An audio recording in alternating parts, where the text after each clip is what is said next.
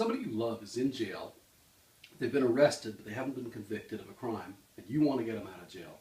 What do you do? Hi, my name is Andy Siegel. I'm a lawyer here in Huntsville, Alabama, and that's the topic of today's video conversation. So what do you do? The first thing is that a person who is accused of a crime is presumed innocent. And so having somebody in jail before trial, there's some problems with that. And the judicial solution of that typically is what's called bond. And bond is an amount of money is set that, if paid, will allow a person to get out of jail until their trial date.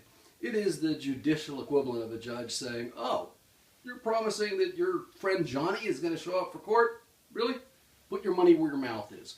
The more serious the charge, the higher the amount of money. And so that, in its essence, is really what bond is. Now, in Madison County, there are 4 ways of getting somebody who's in jail awaiting trial. There's 4 ways of getting them out. That's what we're going to talk about here. So let's go ahead and talk about them. The first is a cash bond. And a cash bond is exactly what it sounds like. In other words, if the judge says, oh, this guy, if he wants to get out of jail, it's $1,000 cash. Well, that means somebody has to come up with $1,000 and pledge that money to get the person out of jail, or they're going to sit until their trial date or until that money is posted. Fortunately, most judges don't set cash bonds. They do sometimes. The lower the cash bond, of course, the easier it is for a person to get out of jail. The higher it is, the harder it is.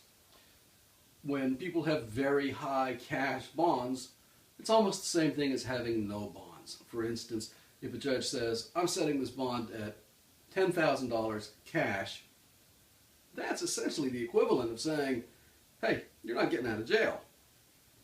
I can't speak for whoever's watching this right now, but I can tell you that my friends don't have $10,000 just laying around.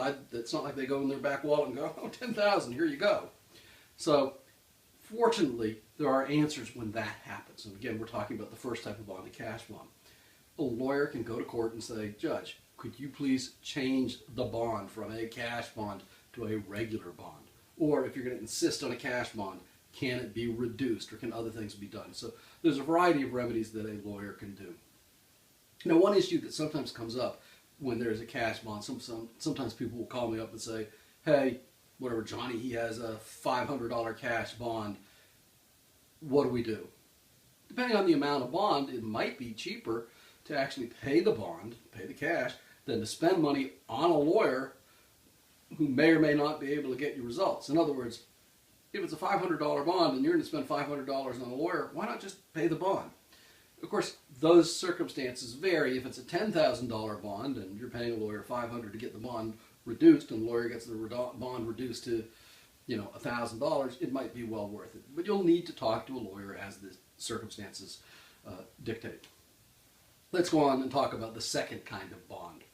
The second kind of bond is a property bond. And a property bond means that somebody is pledging real property, typically a house, as their promise, their assurance to the court that so-and-so will show up. So, Grandma, her little Johnny is in trouble again, and she's promising the court, yes, he'll show up. She puts up her home, her retirement home, and Johnny decides, you know what, I think I'd rather live the rest of my life on the lam in Brazil.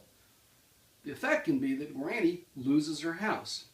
So for somebody who's putting up a bond like this, a property bond, they need to be careful, they need to be aware of what they're doing, and they need to feel really comfortable that whoever it is that they're promising will show up to court really will show up to court, because they don't want to risk the loss of that property.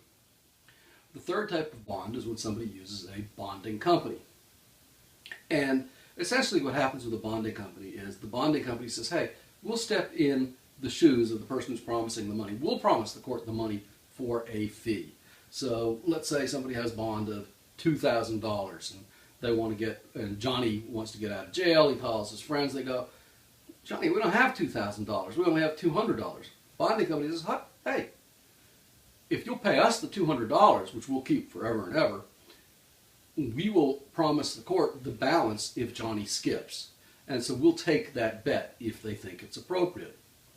Sometimes bonding companies won't take the bet. If Johnny has a history of not showing up, bonding company's going to go, no, because if we lose, we're not losing 200, we're losing 2,000. We don't want to take that bet. If Johnny is from Detroit or somewhere else in the United States where they're going to have to go send a bounty hunter far away to get him, bonding companies go, nah, we're not doing it. And that's actually a frequent problem. Sometimes somebody will have a bond and the bond itself is reasonable, but if the person lives out of state, the bonding companies don't want to touch it because it's too expensive for them to send somebody to try to find the person. Of course, if the bonding company thinks somebody isn't going to show up or the person skips, that's when they send the whatever dog, the bounty hunter or somebody to go get him. They go off the bond, or they can lose the bond if the person doesn't show up.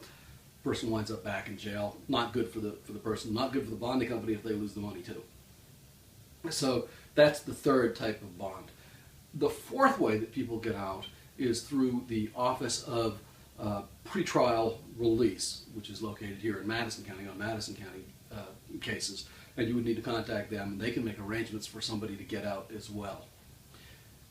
At any rate, if somebody you know is in jail and you're trying to get them out, I'll post a link at the end of this video with some helpful phone numbers and information like that that you can use to try to talk to some of these companies. I will not post a link to any bonding companies. And just so you know, there's a reason for that. And the reason is that it's not legally permitted for lawyers to do that. And the reason it's not legally permitted is it is improper. It is improper because the Bar Association, the organization that polices us lawyers, wants people to have a free choice when they pick a lawyer. What they don't want is some guy goes to post bond and the bonding company says, you need to use Johnny Sleazoid, the lawyer we always use. And the reason they're doing that is because Johnny Sleazoid is giving them $100 every time they send somebody, and every time Johnny has a guy who needs bond, he sends it to them. There's no free market there. And so the